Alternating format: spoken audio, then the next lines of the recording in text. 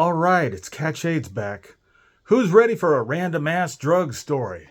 Yeah, I knew you were. All right, well, here it goes. So, the date is 2007, and Overkill is touring America. They're playing at the infamous Alrosa Villa. 3 years prior to that was the Alrosa Villa massacre. I'd seen Overkill once before, and this was in the Newport in Columbus, Ohio, with Prong. They played on a Tuesday night in February, and 187 people show up. This was 2006, when metal's just kind of crawling out of its dark years, and actually, for most bands, 2006 probably still was the dark years for metal. But anyhow, prior to this show, I had gotten some drugs. Here's how I got it. So I was talking with this guy that I'd known for a while. Not too well, but we're internet friends, right? We're talking on AOL chat.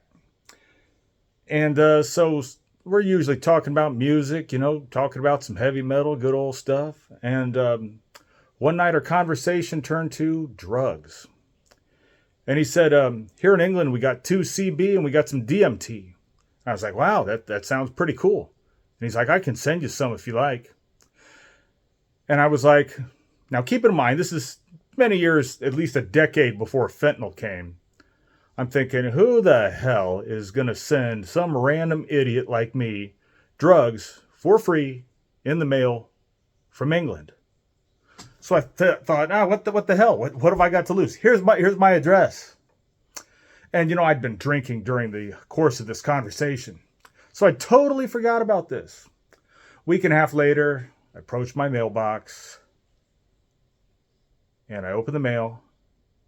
And I see par avion, with my name and my address, handwritten letter from England. And of course, I looked around like, oh God, like a total crackhead. Oh God, he seriously sent the shit, because I totally forgot about this. So I took it in the house, opened it up, and there's this birthday card. And inside the birthday card, it's even labeled a powder labeled 2CB, and another thing of powder labeled DMT. And I remember he said to take these were like one full dose a piece.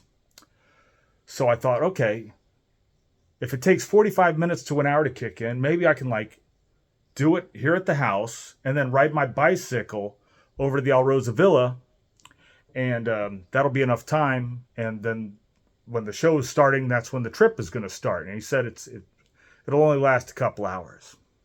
So I'm like, all right, cool. So I line up the 2CB. Overkill's about to, perform in about an hour or so. Got some friends of mine. I think Will Slocum, a few other people that I'd known at the time were going to be there. And so snorted this stuff. And I got on my bicycle. And I go up to the ATM so I can withdraw money for a ticket, maybe get a few drinks or whatever. I whipped out my debit card, and all the digits and my name fell off the card and onto the ground. That's when I knew I was in trouble. And I looked around, saw a bunch of lights. Every car that was driving down the road, turned into a police car. Now, I was aware that this was a hallucination going on. And I instantly knew there was no way in hell that I was going to be able to get to the Alrosa in the condition that I was in an hour or any time period for that. I was so wasted, I had to walk my bicycle home. So using hallucinogens by yourself is not fun. I could drink alcohol by myself, but I couldn't imagine doing certain kinds of drugs by myself. It just wouldn't be fun. So anyhow, went into the house, and I just laid down on the carpet. And apparently, I had heard that animals are perceptive when a person is on hallucinations. My cats at the time, Brutus and Rochambeau, acted like they couldn't care less, and they couldn't really tell that I was under the influence of some kind of hallucinogen. Now, I laid down on this, I had beige carpet in the apartment in which I was living at the time, and the beige carpet morphed into pasta salad. And then after that, it morphed into maggots. And I spent the next 2 hours telling Brutus and Rochambeau that I was going to be okay. In the meantime, my phone, now this is the MySpace flip phone era. This is 2007, right? My phone starts ringing. A couple of different people are like, hey, we're, leaving messages. Where are you? How come you're not at the Alrosa Villa? Where'd you go? Are you like getting drunk somewhere? Do you need me to pick you up? Stuff like that. But I was so paranoid. I thought I was just going to make an ass of myself. And I wanted to be around people, wanted some human to talk to. But I knew that if I was to walk outside and converse with somebody, they'd know that I was wasted on this 2CB.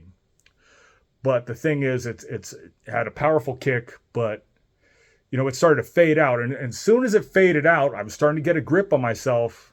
But it's kind of like life. As soon as you get a grip on it, that's when the magic dies. Oh, such is life.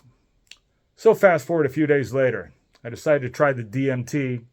I'm like, drinking with a few of my friends, and I go home and, I got this little thing of DMT, and I'm like, all right, gonna try doing this. I'd heard about it. At the time, Joe Rogan did not have his own podcast. I think at the time he may have still been doing that Fear Factor show, and he was doing some interview with talking about a study that happened at the University of Arizona. He said, like, if you do too much DMT, you're going to black the whole thing out like your dreams. So I thought, all right, I'm going to see if I can just do the right amount. But at the time, I lived in a decent neighborhood, and I couldn't find, like, a glass, like a crack pipe that you would use to smoke crack or DMT.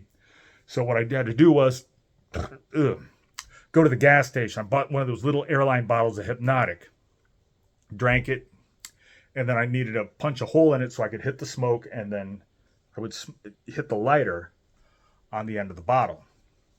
So went down to the basement, got the drill out, busted the bottle, had to go clean it off, clean off the glass particles, and then I put it together using wood glue.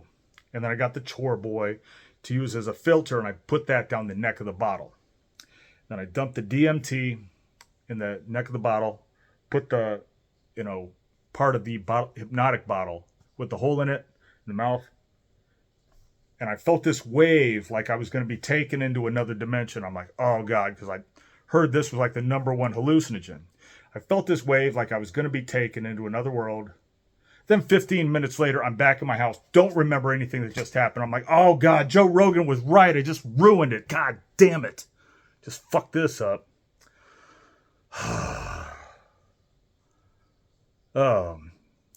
But anyway, I'm coming up on 6 years clean and sober. And the fact of the matter is, if I had gone my whole life without drinking or using drugs, I wouldn't be missing out on a damn thing.